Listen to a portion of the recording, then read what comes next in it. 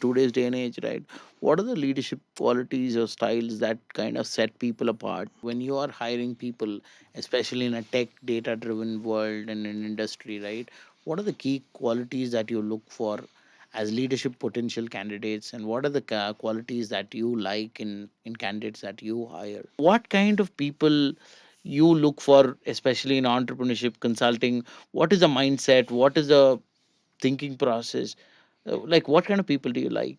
How do you pick people? If you're going to a college and going to recruit somebody, what are the kind of people that you would consider as leaders? A lot of people who started as assistant professors who are still stuck at professor, or who are doing what as a teaching as a job. So in spite of being in that, how did you kind of get noticed by the leadership?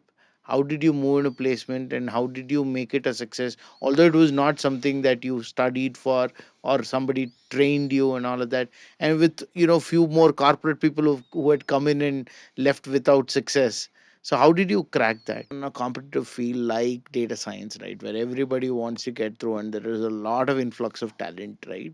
How does a person differentiate his leadership skills? How does a person differentiate himself to be a leader? Nowadays I hear this a lot, that hard work is kind of overrated, or hard work is kind of being abused to extract. So what is your sense on that? Should hard work be voluntary, or should it be enforced upon? When you have competitors who are like slogging their tail off with say 12 hours, 14 hours, what made you think that is not the culture you wanted to develop, and how were you successful in spite of that? I would agree, but yeah, when I worked, I never stayed in any company more than 2 years.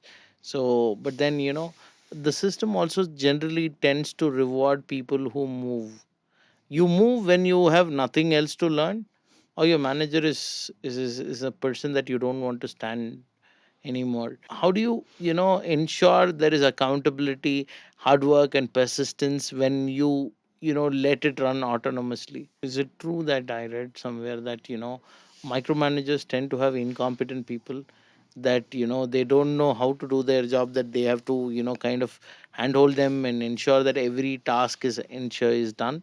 And generally good leaders tend to find great talent or make a talent exceptional, so that they kind of go ahead from there. How do you guys foster a culture where leaders are cultivated and groomed, and they take up more leadership roles, or they cultivate the required qualities? I kind of second that, but then what I see is that the people who want to work from home, right, it will technically, my perspective is that it will become like a gig work. Today you log into Swiggy or Zomato as a rider.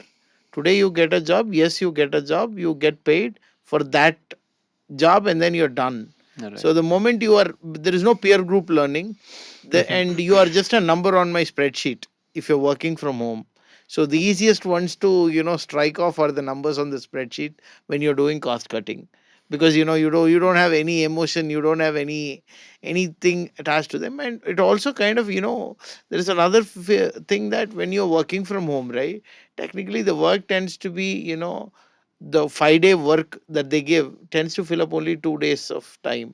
So they can take up gigs which will pay them more. Technically, all full time jobs in India are contractual jobs only. Employment contracts are not bound by hours.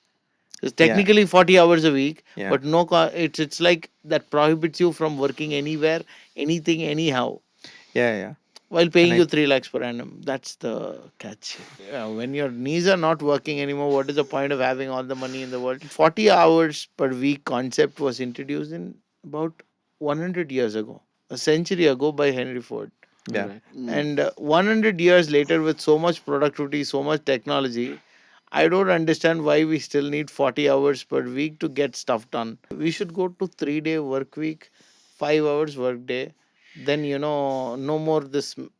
You will not have all these problems. You get it value driven, because this is the value. You get this value delivered at the end of the month. You're done. So you get paid. Employment problem will be solved the moment you make it 3 day work week, 5 hours work day. And then what will happen is you double the employment overnight.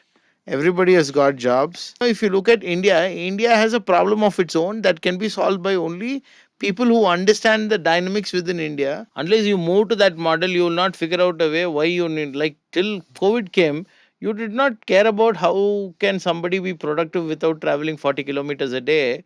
Then, when the situation demands it, you innovate. When people get over 40, if they're not in leadership, they are just managerial, right? Then they are non-billable people. Companies want to get rid of them. I see a lot of companies laying off people at 40, 42. They're suddenly like, what happened? So they are completely clueless. Not everybody is destined to be a leader. Correct. Some people just want to come work and then take money home. When I talked to one of the founders, he said, boss, 20-year-old will work how much ever I ask him of, and will not have a kid, will not have a wife, will not have blood pressure, will not have diabetes, will not have functions to attend. This is completely, reliable person who is here, who has given his life. So I would much rather work with this guy than a 40-year-old who will be like every 2 weeks he will have some reason to, call out on. India has a problem at every economic level. The talent at the top is paid differently. The talent which is, it's not even worth automating is paid differently. What is the advice that you would give for people who are in entrepreneurship or consulting?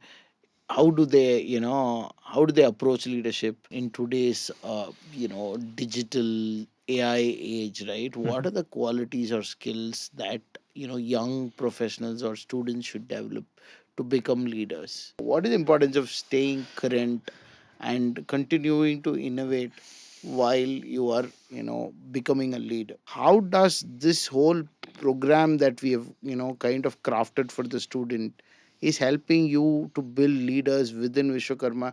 And what kind of students have you seen evolve into leaders to unlock leadership potential, right? Is it, ambition? Is it the drive? Is it the hard work? Or is it the connections? So, what are the key, elements to this whole jigsaw puzzle? Find something that you love, and till you find something you love, you keep switching.